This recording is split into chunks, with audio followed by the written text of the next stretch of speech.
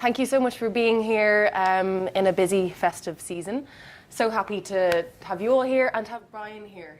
So actually it was supposed to be my co-director David Scanlon doing the interview tonight, but I'm really, really happy that I get to do it because I was just talking about you earlier and I was saying, without being really cheesy, he's the type of person that makes you feel like you're a better person when you leave him. So, yeah, and a very... My head will not leave this room. But a very nice kind of person to interview around Christmas time as well. That's lovely, thank you. So anyway, welcome to Startup Grind. So for those of you who've not been here before, we meet once a month in Dublin and myself or David interview a successful founder. So we're very lucky to meet wonderful people like Brian. And we wouldn't be here without our sponsors. So obviously, one of them is Google. We're so delighted to be here tonight. I'm sure most of you saw the Christmas treats and there'll be a bit of Prosecco after and pizza, so hopefully you'll be able to stick around for that. And we're also sponsored by Bank of Ireland, Jean in the corner. Hello. Hi Jean. And Software Placements, who are not here. Maybe they're at another Christmas party. But anyway, we're very grateful to all of our sponsors and it means that we can put on these incredible events every month. So I think I might kick off there, just in terms of format. So we will chat for about kind of 45 minutes, an hour, and then we'll open up to Q&A. So think of any questions that you would like to ask Brian. So hello. Hello, how are you? So Brian Kenny, you're the founder of MiniCorp. MiniCorp develops mobile and web applications, right? Yeah, so I guess to give MiniCorp an introduction, we help early stage companies and products to be built or to get validated. So it's kind of, for all of the entrepreneurs that are here today, the process from the idea or concept all the way to either a profitable or investable business, that whole period of just chaos and mayhem is what we do in MiniCorp. Okay, great. So you describe yourself as being addicted to passionate people and building great products. So I'd love to kind of take a trip down memory lane, first of all, and just understand a little bit more about your background, where you started off. Were you always building things? What did you study in college? Take us back to your early days. Deadly. So I was always an extremely lucky child.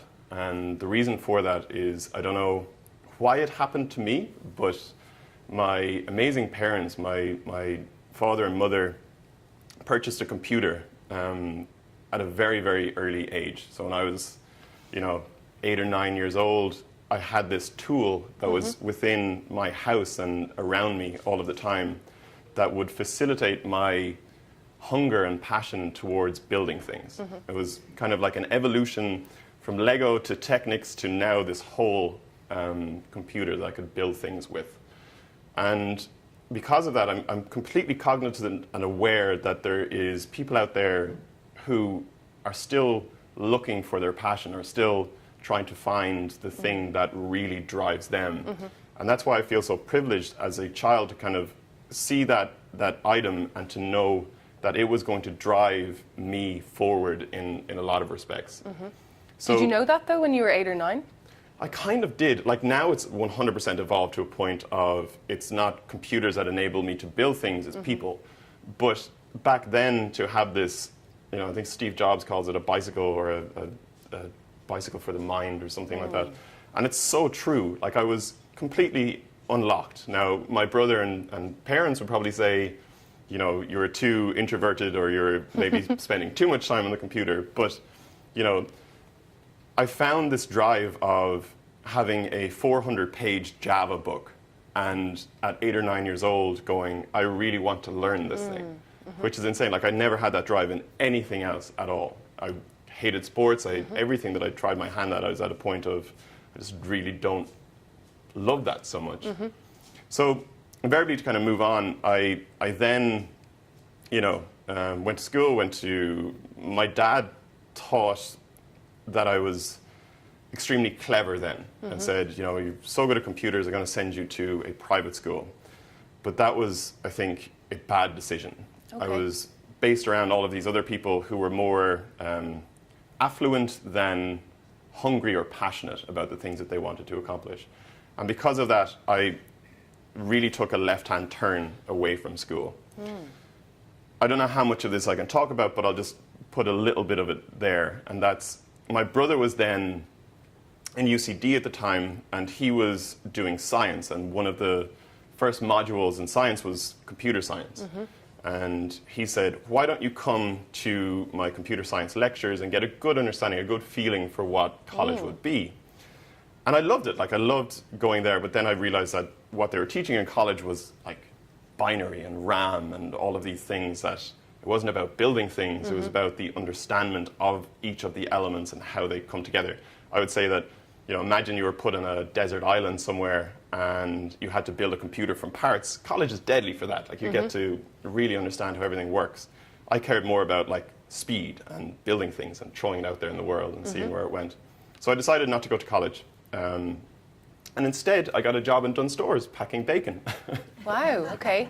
So how old were you when you crashed the lectures? I was, I'd say 16, something around that. Cool. So the one part of college that I loved at that point is that my brother had another student ID, and I used that to go to the student union and to meet people and to talk to people and to hustle at pool and do all of that kind of stuff. Okay. But yeah, I went to Dunnes Stores then, and I got the feeling of earning money. Yeah.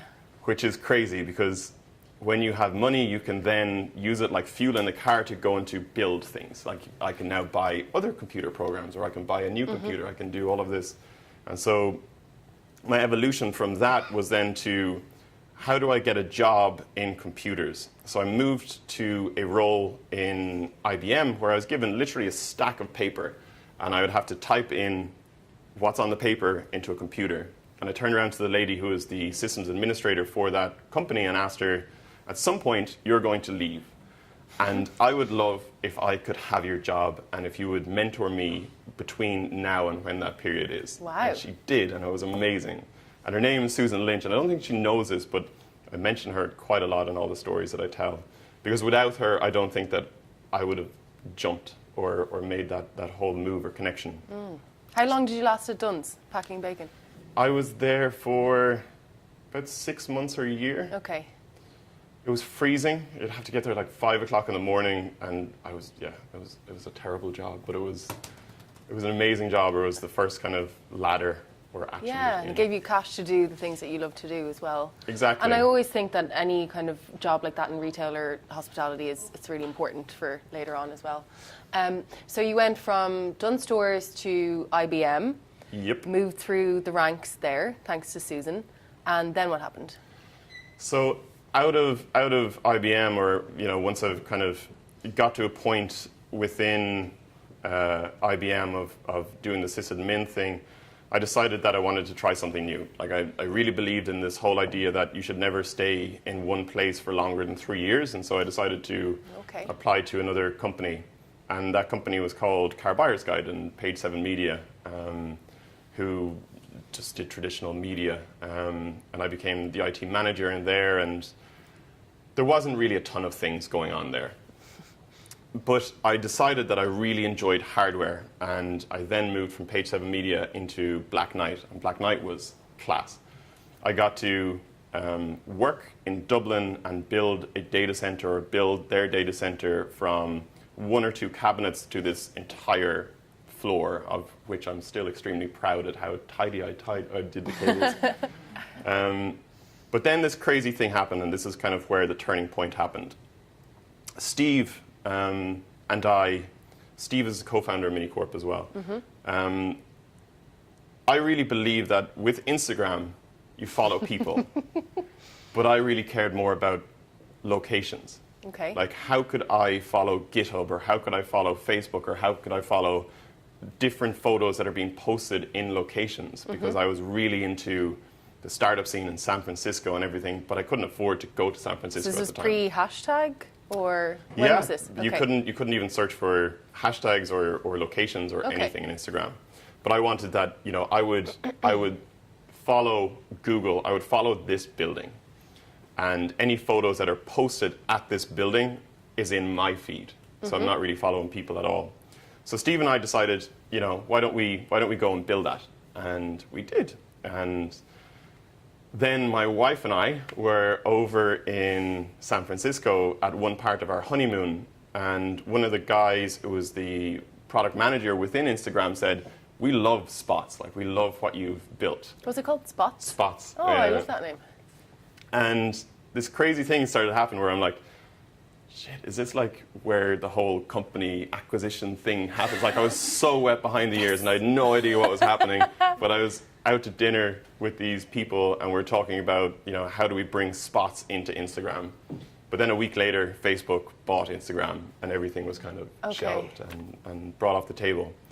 But that hunger, that drive, that understanding that with a computer and with somebody else, I could build this thing and for it to be extremely valuable and used by lots and lots of people, that's amazing. Like, I love that to bits, the fact that we get to do this on a daily basis in MiniCorp now. But back then, it was a completely new ideal that I would build something, lots of people would use it, and then there's great value that was created from it. Okay, and so you came home maybe a bit despondent that Spots wasn't going to be a reality. Yeah. Then what happened? Then I packed it in at Black Knight. I realized that my future lay in building products. So how do I go and do that? So I met a gent by the name of Joe, and he had a company called Retail Motion. Retail Motion, they really started from providing good products to airlines. So one of the biggest problems that some airlines had was the screw tops on vodka bottles. So some of the crew members would actually fill them up with water and that kind of stuff. So instead, Joe created just sachets and just really simple, great products like that were distributed. That's good to know. I never knew that's why, but obviously it's, Okay. So even now when you're on like a Ryanair flight or something and you see... not on Aer Lingus. Maybe they trust Aer Lingus staff a bit more. Sorry. But even, the coffee cup lid where there's like this kind of filter that's in the coffee cup lid, that's one of his products. Like he has these mad, crazy ideas and brings them to the world. But we decided to tackle this problem to do it in-flight entertainment. So if we think of short-haul aircrafts, Airbus A320s or Boeing 737s, at the front and back galley of those, there is lots of oven slots. But the plane only ever really needs 2 ovens max. So we decided to build a hardware solution that wouldn't require any retrofitting to the aircraft at all. You would literally slide it in and it would draw power like the oven would. But inside the solution was just a regular server, some Wi-Fi access points, and a 3G, 4G modem. What would happen is you jump on the plane, you get in the plane, you connect to the Wi-Fi, and you can do all the traditional in-flight entertainment things like buy movies, magazines. But the real core of the product lay within the connection between you and your destination. Like, how do I understand what's going on in Paris? Can I book tickets to things? Can I book my hotel? Everything in this kind of offline environment for 2 or 3 hours. So we built that, and that's where the next part of my journey started. Because I knew how to build things, but I didn't really know how to conduct myself in a business environment. Like, I had to go to Frankfurt now and don a suit, and I had to sit in front of a boardroom with 8 executives who are the key decision makers in different airlines. But I had no idea what I was doing. Like, I literally had no idea. But I sat there and decided to put one foot in front of the other and say, if I don't try, if I don't challenge myself, what am I going to look back on in 2 or 3 years' time? I'm going to be annoyed that I didn't at least try. So what we needed to get our first customer. So for some reason, and extremely kind of proud of this fact, when we went over there, we managed to secure both a 500 grand investment to go and to build a company further, but also for them to be our key partner, the first airline to kind of believe in what we were building and to provide us with an aircraft. So with the EASA and certifications, you need a plane to certify your product against it. And they were willing to give us all of this. But it was amazing. And so myself and Jan, one of the other co-founders in Media Motion, we flew around the world. And we talked to multiple airlines, from Singapore Airlines to Condor to all of these different people.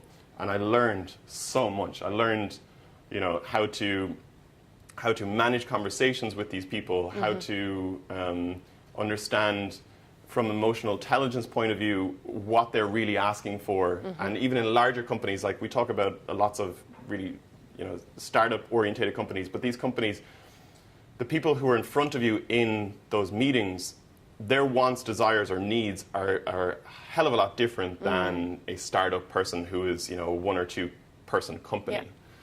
So to really figure out how to navigate that space, how to build good relationships with these people, to be able to sell the product to them was amazing, and it was a very, very challenging part of my life, but I enjoyed it a lot. And I'm glad that I challenged myself. So did you, when you say you kind of learned as you went along, did you, were you actively pitching, or did you kind of shadow, or did you make any funny mistakes that you'd like to tell us about? Because that's always interesting. Yeah, if we had a screen, I would love to show what the first presentation or the first pitch deck was like. It was rancid, like properly terrible. There was even an occasion where, this is probably one of the biggest failures that we had within that company, where we were going to meet an airline and we had this prototype that we had built. So the hardware engineers put it together in a very rough and crude way, but we wanted to use it in a perspective that we have a meeting with a potential client, we turn on the server and ask them within the meeting to connect to the server. So we're heading over to the UK. We pop the test server in the back of a car. We're driving down. We go over on the boat because there's no hope that a plane is going to let us bring this thing on. And we drive all the way down to London. And I'm really stressed now. Like I'm kind of going like, is this thing going to work? Is it not going to work? So I'm charging the battery. I'm checking everything 3 or 4 times in my hotel room. And I decide it's okay. I'm going to go to sleep. I go to sleep, wake up the next day. We go to the meeting. And Jan kind of says, let's turn on the server. We turn on the server. The whole thing works perfectly. Like it goes off without a hitch. It was amazing. We drive home again. The next time that server is turned on, the whole thing went up in smoke. So wow. Imagine like we talk about luck in business. Imagine that had happened at the meeting, and imagine how close and small the airline industry world is. We would be gone overnight. What would you have done in the moment? I'd get so scared when I think about that. What would I have done? Probably grab the thing and try to throw it out a window or do something. But I don't think there's any... It's extremely difficult to come back from that. Yeah. Like you can say it's a prototype or it's something that we're working on, but it was just the ampage, the cables that were used between the battery and the server were wrong. They were too small. But to see the whole thing go up in flames was just eye-opening. And we can strategize and we can plan, and I can be as prepared as possible that night in the hotel to test everything 3 or 4 times, but it could just go up in smoke. But it's mad. So yeah, then at the end of that, within Media Motion, it was eventually sold to Lufthansa. Wow. And it was at that point that I decided I don't have a crazy attention span. Like it's kind of a year to a year and a half. But you were there for 3 years, was it? 3 years. Yeah, okay. Yeah. That's your rule. You said earlier you kind of have a 3-year stint. Yeah. Okay. That was a bit different. Like if that was 2 years or if that was 4 years, I would have absolutely went along with it because because it was something that I felt that I was really building. It was a company, you know. And now, decided to take all of the learnings and everything that I'd gathered from that company and say, how can I get to build more companies in a more frequent basis? And that is essentially MiniCorp now. Cool. Okay. So how did you make that jump? So you were working in Black Knight, and then you go on to become a co-founder.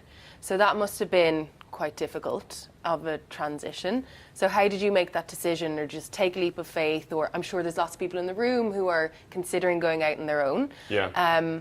and I know you said you had that desire and that passion and you believed in it, and all that is great, but also you need to earn a living as well. So I'd love to know more about what kind of solidified that decision for you.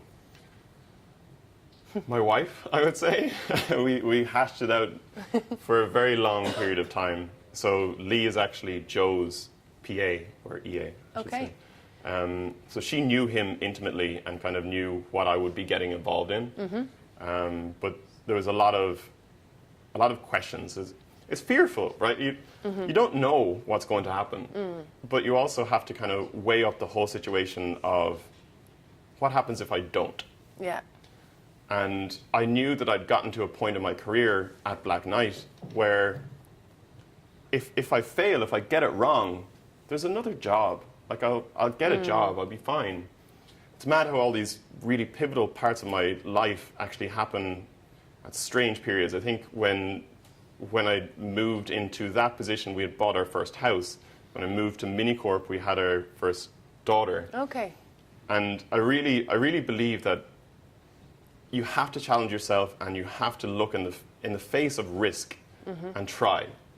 Because if you don't, like, I don't know, it's a really tough one, I think. No, I think you summarised it pretty well there. Okay, so now we're at MiniCorp. How did you come up with the idea, come up with the name? Tell us about the early days and what that looked like. So I think a really good rule of thumb is to not leave what you're doing without knowing that there is some sort of financial security there. Yeah. Don't just take a leap of faith and expect to land a customer tomorrow. But also, there is a lot of hours in the day. If you would really like to go and to build something, you can do that for a couple of hours in the evening to get to that transition point, to get to that kind of pivotal turning point for you where the business can sustain you. Because like I'm absolutely infatuated with education, with the, I know this is going a little bit off topic. No, go ahead. But when you think about teachers, they get paid an extremely low amount for the work that they do. But yet they will be the people who are proactively shaping the kids versus we leverage and we say that doctors and lawyers get paid the most amount, but they're reactive. They're looking, they see the problem and then they fix the problem. Versus if we actually had extremely great teachers, they would fix the problem before it even gets to that point, or we could see huge leaps within that. So by removing money from that situation, like when you think about a teacher that's on, let's say, 20 or 30,000 per year, he or she is concerned about, you know, rent, food, everything to do with their life. And if we removed money from that equation and that teacher didn't have to worry about those things, I would nearly guarantee that the passion would shine through and they would start to really think about, how do I provide the best education for these kids? How do I, you know, just kind of throw everything up in the air and really figure out how to do education properly?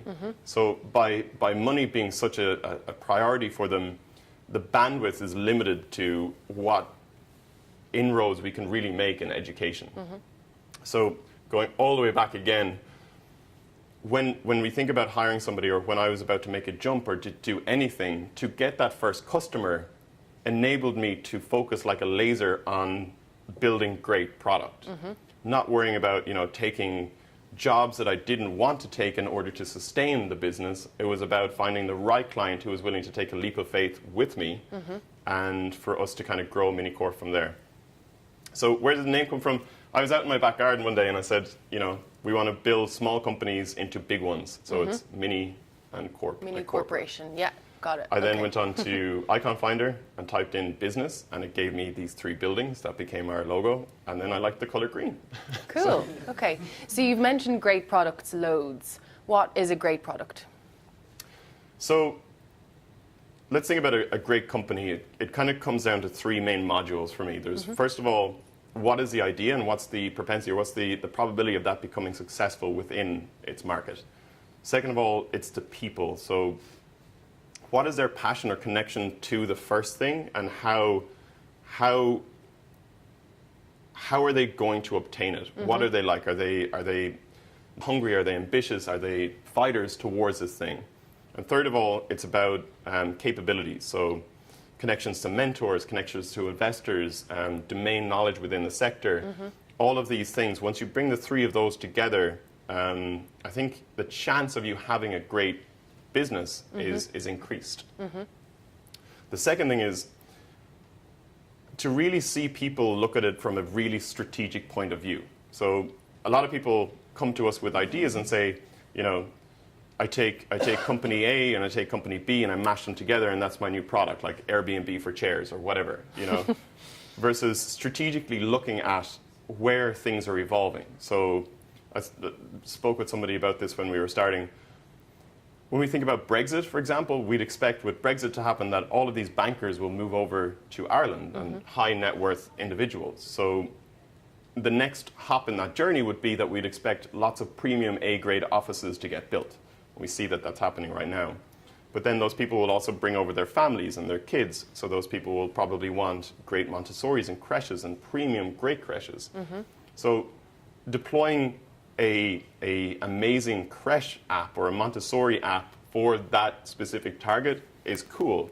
So to see people look into the future and to deploy against it now, I find that amazing when you get good product people like that. Is that a real product that you're describing, or is that an example? No, it's just an idea. Okay. Yeah. Okay, cool. So tell us about your favourite product. Dear. If you had to pick one. Which is my favourite? A product you wish you had created. A product that I've always, so going back to the in-flight entertainment and travel, I don't understand how this is not done, how nobody has built this.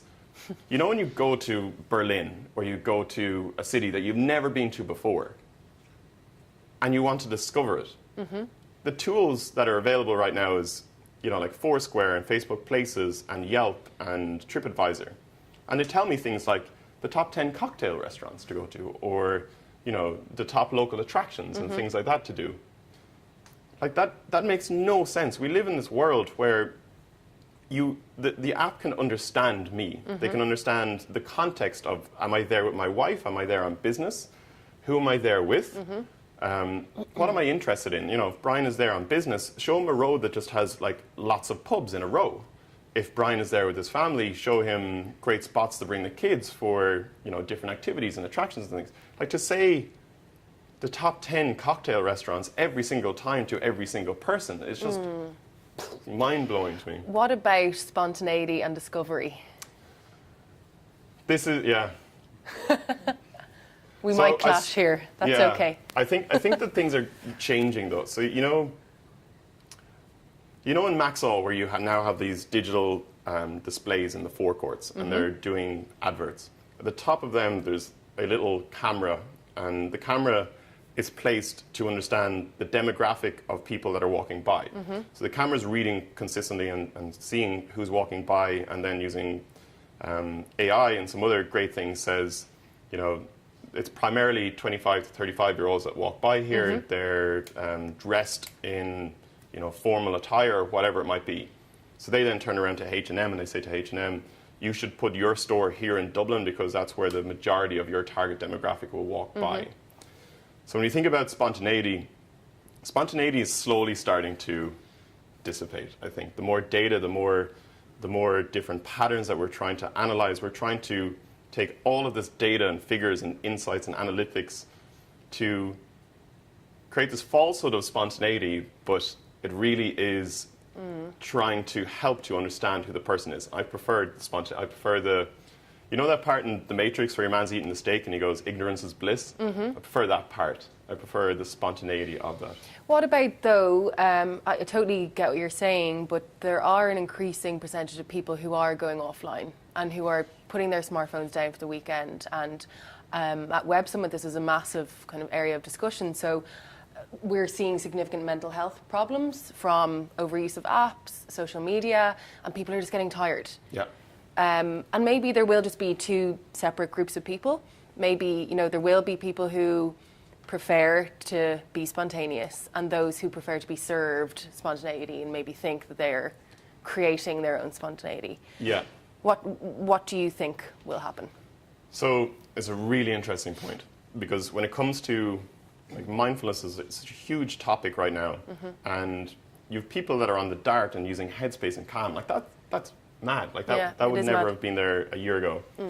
And we briefly spoke about this a while ago, but I would nearly say that where product will go will be hugely affected by this. So you think about that taxi driver, and he or she is in their cab at the moment, and they have My Taxi and Uber and Get, or let's say 3 or 4 different taxi apps. As they become mindful, will they turn around one day and say, do you know what, I just want to have one app. I want to have clarity and focus. I want to focus on the things in my life. I want to disconnect from these things. So does that mean for player 2 and player 3 that the ability to break into new markets becomes more difficult? Because of that whole, to get to number 1, once you are number 1, it's deadly, but to get to that point is really difficult. Or maybe there'll be more people on the streets hailing taxis. And going back. But that's, do you know, and I like Let's all that. ditch our smartphones. Yeah. But it's cool because I think we're getting to this point where I often struggled with, people are far more likely to give up a half an hour of their time than they are 50 euros.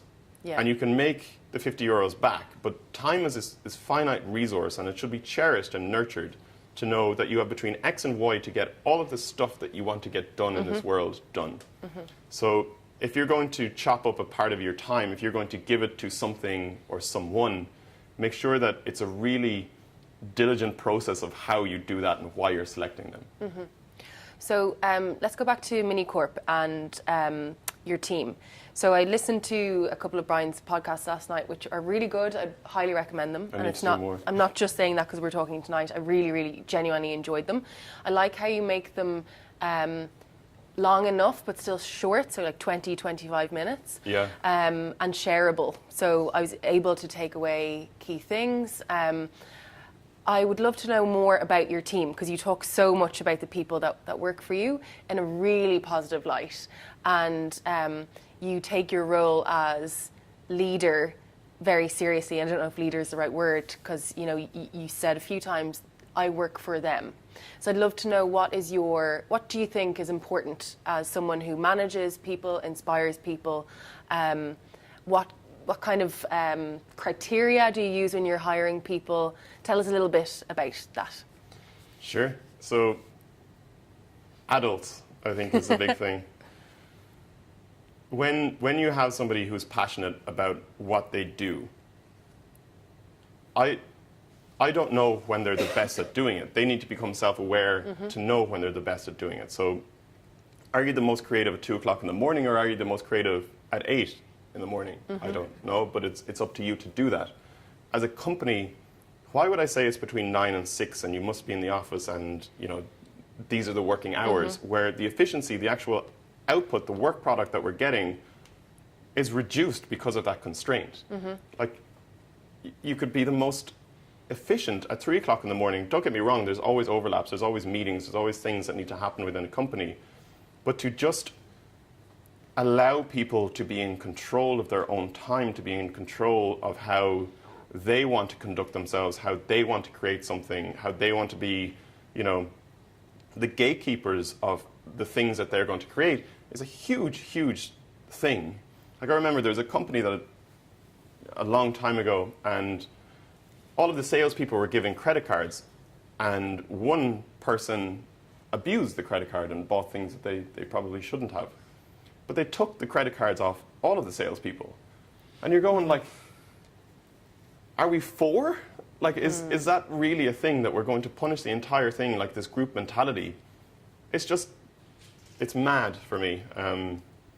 So I think treating people like adults, but also doing really healthy check-ins is a big thing as well. Like, during any potential hire in MiniCorp, I'll ask, I'm going to tell you unequivocally what I'm going to take from you, and I want you to tell me what you're going to take from me. So, for instance, I would say, Andy, I want to start our design department within MiniCorp. I'm going to use you to build up the assets, to build up the team, and to grow the design department from the ground up. And I'd expect Andy to turn around and say, you know, I'm going to use MiniCorp as a stopgap or something in order to launch my product career and to then move on somewhere else. To actually have these adult conversations where you go, okay, now I'm thinking about moving on shortly. And I can use my networks, my people that I know to say, Andy is an amazing designer, you should totally hire this person, or this is a really good jump for you. I remember David Newell, who was an intern in MiniCorp, and he loved MiniCorp. Absolutely loved it, but I think from a responsibility and respect point of view, for him to come out of college to try working in a small company, it's a great thing to do, but he also needs to see the other side of that world. He needs to go to Intercom, or he needs to go to Facebook, or he's in Intercom right now, and to see what it means to be a part of a large team and having small influence on a huge product versus the flip side of that coin. Yeah.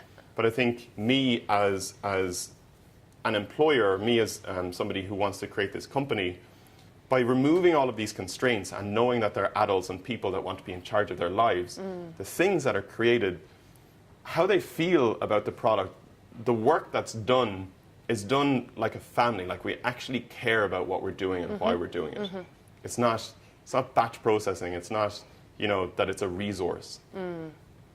So you mentioned that in your podcast as well. So everyone knows exactly why they're there. There's no ambiguity. So even when you're having a crap day and you're doing menial tasks, you know that you're all heading towards a place, or you're there for kind of one reason. Do you find it hard to have difficult conversations if someone is not performing? I struggle with confrontation a lot, I think. But I also think that communication is just key. We went all the way to 9 people at one stage, I think, and then we're back down at 4.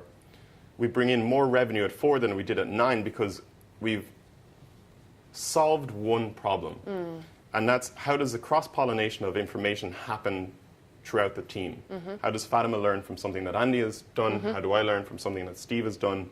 How do we stop being a team that is just freelancers hacking together on a table, but we're actually a body, you know, like a like a, I don't know the best way to describe it, but we're one in so many different respects. And that healthiness comes from constant communication and challenging, like knowing that if we find something wrong, there's no blame. Like, we're not saying that, hey, you got it wrong, you know. It's more about, you got it wrong, how do we fix it? Yeah.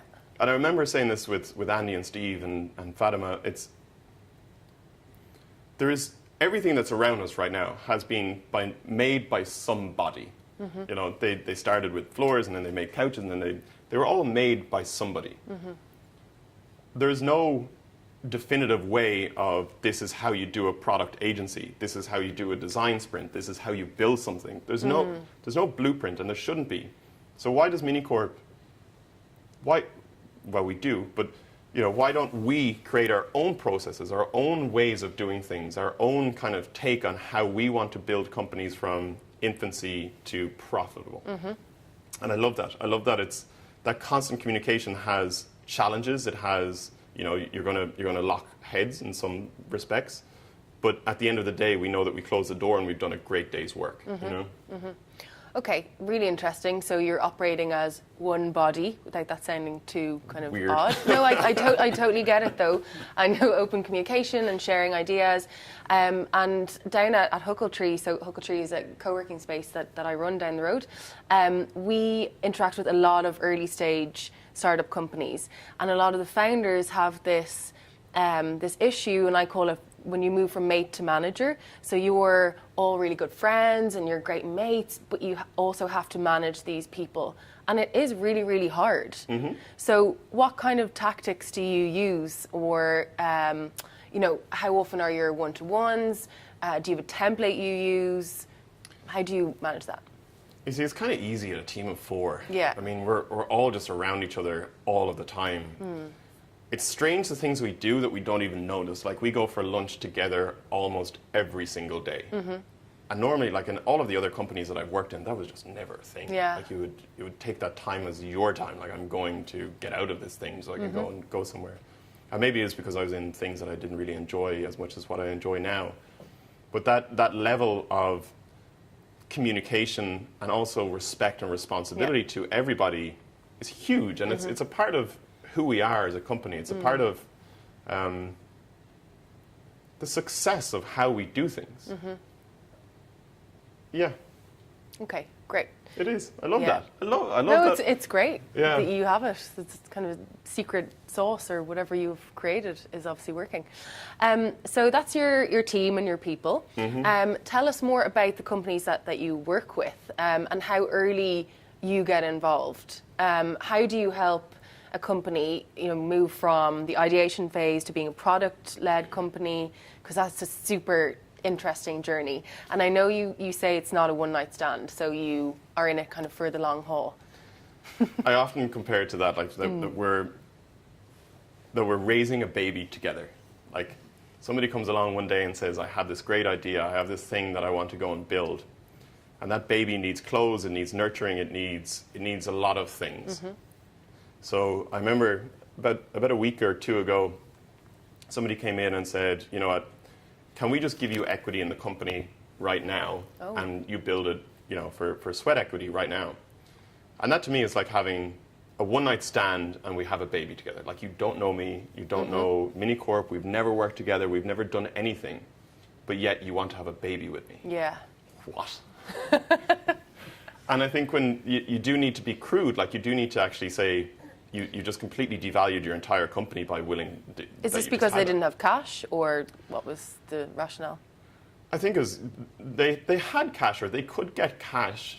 I think that there's a strange feeling around a force towards getting tech into your deck as soon as you possibly can. Like they didn't have any technical people within their company or on the first level, and so they were extremely fast or quick to look to how can we solve that problem. And it's like, just give these people equity and slot them in there. But it's crazy, like when you think about the other successful companies, like Butternut Box, for example, was Kev and Dave. They were just two guys who Dave's mum wanted to really look after their dog, and so she started to cook for the dog, and then the whole product was born. But they came from extremely well jobs in Goldman Sachs. So they were earning like a bomb. For those who don't, has anyone heard of Butternut Box? Yeah, cool. So it's basically Deliveroo for dogs. So dog owners get delivered fresh meals on a daily, weekly basis. They're based at Huckletree in London. They've grown from, I think, like 2 employees to over 60. Yeah. Doing incredibly well. So we see loads of pet tech companies just taking off. House My Dog are another one. Yeah. So we laugh, but they're doing amazingly. Absolutely. And have really cute dogs as well. Yeah. But it's crazy to see, like, we talked about passion quite a lot there. To leave the high-paying kind of, really, I would say, successful jobs to go and to do premium dog food. Yeah. And a lot of people would turn around and go, are you mad? Like, what are you actually doing? But I love that they did that. And I love that where the company is now is because of the passion and the drive and the hunger that they had to bring that product to market. They care about the dogs. They care about the dogs. But it's smart, though. If you think of how society is running now, less people having kids, more people have animals. They'll spend more money on them. It does. When you break it down, at kind of face value, it seems like, how is this working? But actually, you can see why. Yeah. Yeah, and I remember like one of the biggest problems that they always struggled with is because it was either, Kevin really wanted to focus on logistics, Dave really wanted to focus on manufacturing and the building of the product. And as those founders slowly started to build an amazing company, there had to be those really tough conversations between the both of them. Like, what are we going to focus on? How are we going to do it? How are we going to scale this business? And they're challenging conversations, but it's also, I think once you're in the trenches together and you see the success of where things are going, the answers tend to provide themselves at some point as well. Okay, so take us back to that process that you go through. So you Sure. meet a company for the first time. What happens? Meet with them for the first time. We'll probably meet with them a good 4 or 5 times easy. Like Okay. lots of cups of coffee, lots of who are you and why are you doing this, and really getting a good understanding. I tried to do this thing with people. In the first 30 seconds of meeting somebody, can I name 5 things that they really care about? Oh, wow. And I kind of want to ask for me, but I don't. Like dogs. yeah, it's in there somewhere. And for me, then it's how do we get to know each other to a point of we know that we want to work together. Like I care, MiniCorp cares about the idea as much as you care about the idea, because if we're just in it for a paycheck, it becomes something completely else. So would you turn down business then? Absolutely. Okay. Absolutely, even to a point that MiniCorp could potentially fail, I would turn it down. Wow. I honestly don't think that it's fair. We need to have that responsibility and respect towards the idea. This is somebody's baby, somebody's concept, idea, and thing that they really want to be successful. If I'm flippant enough to just turn around and say, let's go and build it together because I want a paycheck, it's not fair. So after we kind of have those cups of coffee, it's then going into what we call the MiniCorp workshop. So that's a 2 to 3 week kind of period where we deconstruct everything around the idea. Like, what is the company? What is the vision of the company? Where's it going? Why do you want it to go there? We set KPIs, but we also set failure goals. Failure goals would be, if we don't hit 5,000 euros in recurring revenue by month 6, we're going to stop. If we don't get to 3,000 users by month 12, we'll stop. Like actually defining the areas of which you're willing to remove yourself from this company and not kind of chase that blackjack table type of thing. Okay. So do you work on commercials as well as development? Yep. Okay, cool. Yeah. And then we'll move into the MVP. So an MVP for us is really, like even with that taxi app, would be something very simple like, how do I get a mobile phone?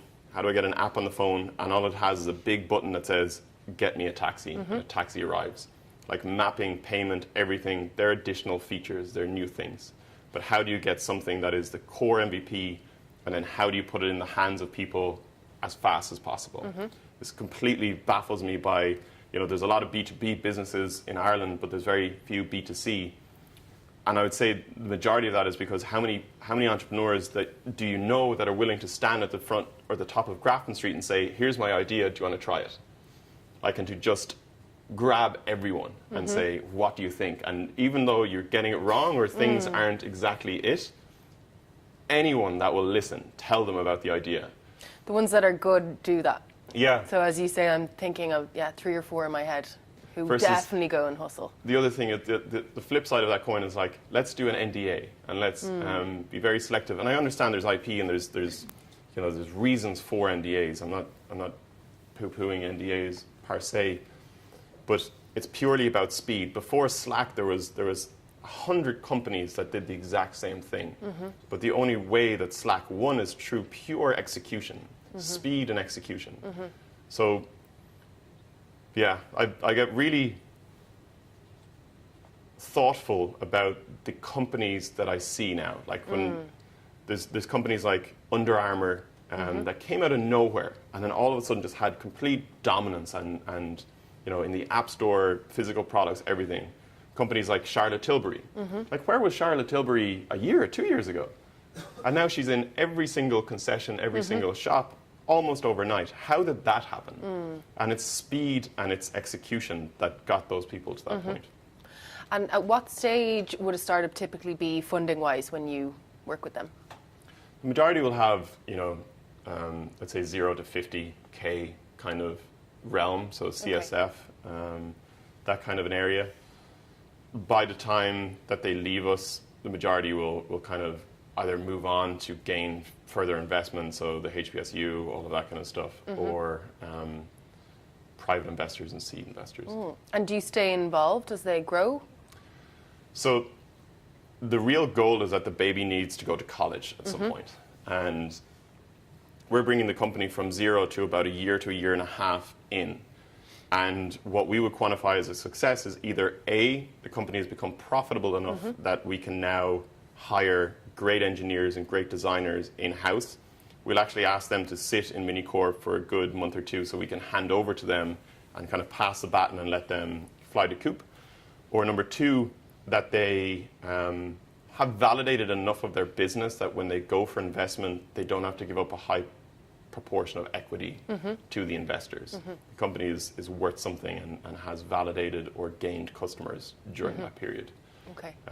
But either of those scenarios, either of those successes would end with us having set up a new technical team, a new design team in-house, and kind of, you know, see you later. Okay.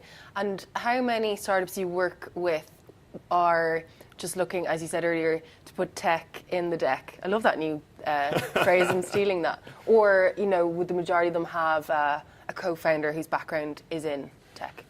Strangely, not a lot. And so I think I've been the CTO now of about 20 or 40 different companies. Oh, really? So you go in as CTO on the deck? Yeah. Okay. And I'll go to all of the meetings. Okay, great. Because it's not that it's an architect that's handing over drawings to us and we're just going and building the thing. MiniCorp is now, with the other team members, that is the company. And over that year and a half, we need to do everything in our power to make it successful. Okay, so when you say that, that sounds like so much work in my head. So do you drill that down to number of hours, or is it project-based? It's a very good question. And I often wake up and go, why do I do what I do? Yeah. And it goes back to the whole passion. I can absolutely guarantee you that. Yeah. It's the fact that I got to build a dog food company. Yeah. And I got to build a company that's in home care, or, you know, a company that is changing donations. Like, these things matter, and I get to sharpen my samurai sword of product, where I get to know every single sector and every single industry a little bit better with every new product that I get to build. And that's deadly. Like, that's literally what drives Brian Kinney. So tell us then about, because you're meeting so many different companies, what industries or what sectors are you most excited about? Ooh. Travel has always been a big one, but I think for me, my whole goal now with my life is, how do I become an extreme capitalist early on so that I can become a stronger philanthropist later on? Okay. So if I was a person who was, you know, let's say getting a standard wage of, let's say, 30 or 40,000 per year and doing my, you know, 40 or 50 quid to Troca or whatever it might be, I would rather try to create a huge nest egg, a huge pool of cash that I could then turn around later in my life and deploy it correctly so that I can actually really change something in the world. So yeah. Okay, great. And then we will open up to the floor for questions in a couple of minutes. Just want to draw on one more thing. So one of your podcasts talks about curiosity and always having a learning mentality. Yeah. And you kind of drive yourself to do new things constantly. So running was one, learning French, trying to give up booze. Trying to. The podcast I listened to, Brian had been off alcohol for I think 2 months or longer, Yeah. and I said tonight, like, still off? And like, no, okay, sorry. What one thing in the past year have you learned that you've stuck with? You also said you were going to run Dublin City Marathon. Did that happen? So running for me, when I was April of this year, I could not run more than 2 kilometers without being completely dead. And now I can easily do 30 kilometers. Like, I'll do about 50 or 60 kilometers a week. Wow. And I love that. I love that part of myself but there's also challenges, and myself and Fatima kind of talked about this on the way over. Because of my extreme nature, it's either all or nothing. Like, I remember I was going for a run and I just had beers a night or two before. But my brain, my mind thinks that I'm the same person all of the time. Yeah. And so I ran so hard that I passed out. And Jesus. It's mad, like, when you think about it. But still, my body is going, you physically can't do it. After you going out that night before, you can't do it. But my mind is going, absolutely, you did it before, you'll do it again. So there's pros and cons to it. But then the other side of it is that I will bowl through every single wall in order to create the things that I want to create. So extreme in that nature is a plus. Extreme in other natures is probably a negative. So running is your... Running would be the one, That's I guess. an amazing accomplishment. Yeah. I'm And taking also- inspiration from you because I tried Couch to 5K and did it, I think... Has anyone tried Couch to 5K? Yeah. I did it 3 times and then kind of gave up, but I'm going to try it again now after learning from you, Let's do it. Yeah. I'm going to do a 100K race next year. Okay, I won't be signing up for that, but that's deadly for you. Good luck. And a couple of marathons and stuff next year as well. So it's like, I really believe that in business, it's the exact same thing as any sport or athlete. Having a healthy, clear mind, having a healthy body allows you to perform at the top of your game in business. And it's definitely something that I've only learned this year. I would have, in 2017, been an advocate or believe that, eat the McDonald's, eat whatever. It's just purely about how do I get sustenance so I can move on and get back into business. The quality of the work that I create now with having a far healthier lifestyle is, I'd say, 5 or 6x compared to what it was before. Yeah, totally with you on that. Okay, who would like to ask the first question? Dun, dun, dun. Dee. Go easy on me. So you obviously get involved with businesses at a particular window in time, and clearly you can add a huge amount of value at that point in time. But are there businesses, you must occasionally be tempted to stay involved for the longer term because you get particularly drawn in or you're particularly excited about something. Does that happen, and how do you handle that? And do you ever see yourself at any point in the future either starting your own business or in some way being involved with a business or businesses right through their whole journey? You are 100% on the money. The goal is that at some point I will leave MiniCorp, and MiniCorp will be a self-sufficient entity with multiple branches around the world. The way that MiniCorp will be really built is the people within the company, the adults, will own that business, but there will be pockets in like Stockholm and New York and so on across globally. Then I will get amazing talent to join the company because as we get more involved or have equity in some of the companies that we build, as that savant engineer or that amazing designer looks for the next startup or the next thing to be a part of, they can either go down to Dogpatch Labs and find the next company, or they can come and work in MiniCorp and hedge their bets across multiple different companies. So I get the best talent. They get to travel around the world, which is a huge thing at the moment. And so then I get to take a step back, take a couple of ideas and concepts that I have and put them into MiniCorp. And we do this, I like to do this quite frequently. So we launched an idea about a year ago called Pops that was to do with wine. I hated the feeling of when you go into a wine shop and the person comes over and says, "What type of wine do you like?" And I'm like, "I have no idea. I feel really small now." Yeah. And so we created this really basic app, this really basic idea that you would pay €50 per month. We send you out 3 bottles of wine, but there's also a story. You get connected with Pablo, and you kind of say, who is the vineyard? I like this one. That one is kind of middle of the road. That one is crap. And over a period of time, you go on this wine journey of where you've discovered your taste. But that business got to 5K in recurring revenue within, I think it was 3 months. But we shut it down. And the reason being is that I just don't give a shit about wine. I hate wine, and there's no passion in there for me. Yeah, I like it. But to answer your question, I know I've completely gone all the way around the houses here, but yes, I will put an idea or multiple ideas in and grow them in the future. And I will probably not stay longer than a year and a half in the ones that are coming in to MiniCorp. Love the plan to make it global as well, and you bring in lots of different cultures and. Yeah. 'Cause I love obviously you love to travel as well and taking inspiration from the other side of the world, outside of Europe as well. Definitely. So it's a strange one. So let's talk about strategy in business. Let's say if you came along with an idea. One of the most healthy things that you can do in Ireland would to be to grow that business outside of Ireland but into Europe.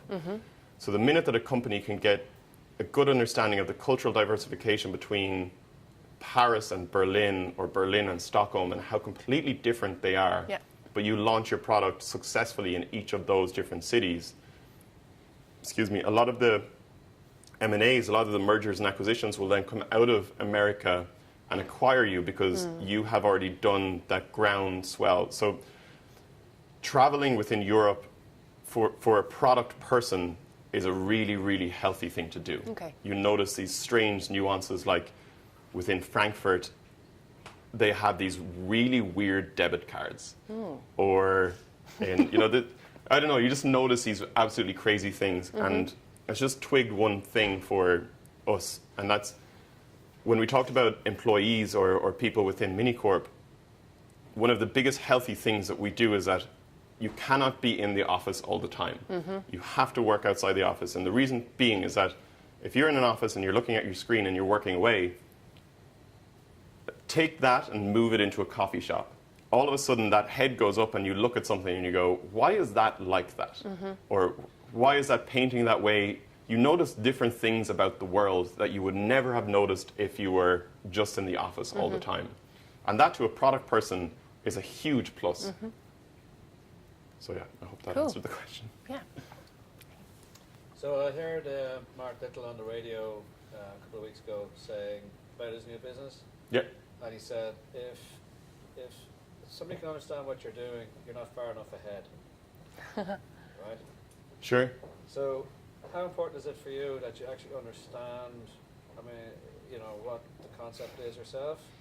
Or if you have somebody like Mark who's so far ahead of the market, can you work with that, firstly? And secondly, what about other technologies, emerging technologies, or something like blockchain?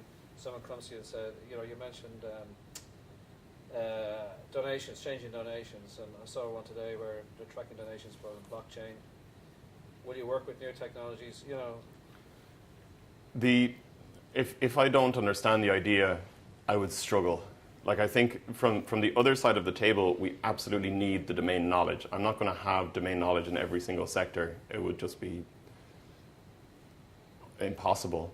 But to understand what the vision of the company is a requirement. Like, it's a prerequisite to us getting in bed with anybody. And that can be a long process. So when you think about Apple or any real innovative business, we want to get to this point, but a customer can't just go from here to that point extremely quickly. There's this kind of hop process that happens where you're slowly bringing them on a journey, and then all of a sudden you wake up and you go, I don't remember a world where I didn't have an iPhone. Or how did I get here? And I think when you look at the likes of Mark Little or people that are looking that far into the future, they know where they want to be, but they also know that they need to kind of bring the market or bring the potential customers along a journey to get to that point. What was the second question? Blockchain. Blockchain or Mark, yeah. So, yeah, I think blockchain is going to be huge. So when you think about even relatively low disruption in some markets, you think of container ships, for example. You have a ship that is full of oil or full of multiple different products. They then get what's called a bill of lading, and that bill of lading will sit in a bank somewhere. Imagine that entire process was digitized and said that ship can leave port, and the goods within that ship can be bought and sold multiple times before it's even arrived at its destination. Like that, if that ship was full of cars, those cars could have had 4 different owners before they even get to the other side. So you think of blockchain and different emerging tech in general, it can be difficult to wrap your head around, but I still believe that if you cannot tell a 5-year-old what your business does, and for that 5-year-old to tell another 5-year-old and then to repeat it back to you, it's very difficult for a customer or potential customer to get it, or for people to connect other people in a network. So if you said, I'm a developer for blockchain in X, if I don't really understand that, then it's very difficult for me to connect with other people within my network, if that makes sense. So artificial intelligence is... will you work with artificial intelligence? Absolutely. Absolutely. Okay, time for one more question. Do you believe it has to be regulated? Regulated. Blockchain or No, AI. AI? Oof. Yes, but I also feel that I don't really have enough knowledge. I would need to learn a lot more about AI to make a really good educated decision on that. But I'm fearful for where it could potentially go. And that fear comes from more sci-fi movies than my own knowledge. So I really don't think that I'm have enough information to be able to make a good decision there. Okay. So before we finish up, I'll ask you one more question. What Irish product company should we be looking out for next year? Ooh, I love all my kids. If you just had to pick one. It doesn't necessarily have to be one that you work with. Bamboo. Okay. There you go. In the front row. Cool. Okay. I Absolutely. agree. Okay. Well, I think we'll stop it there, guys. Thank you so much for a great Thank you very much for conversation. having me. Really, really enjoyed it. I could honestly sit here all night and continue. We didn't even talk about yoga. And thank you all for coming. We'll be back in January. We've got lots of food and drink here, so please stay and chat with each other. Keeping some of our Startup Grind values in mind. My favourite one, and the one that I always talk about, is that we focus on making friends, not contacts. So be human, be sound, be deadly, Yay. and just enjoy the chats, and happy Christmas. Thank you.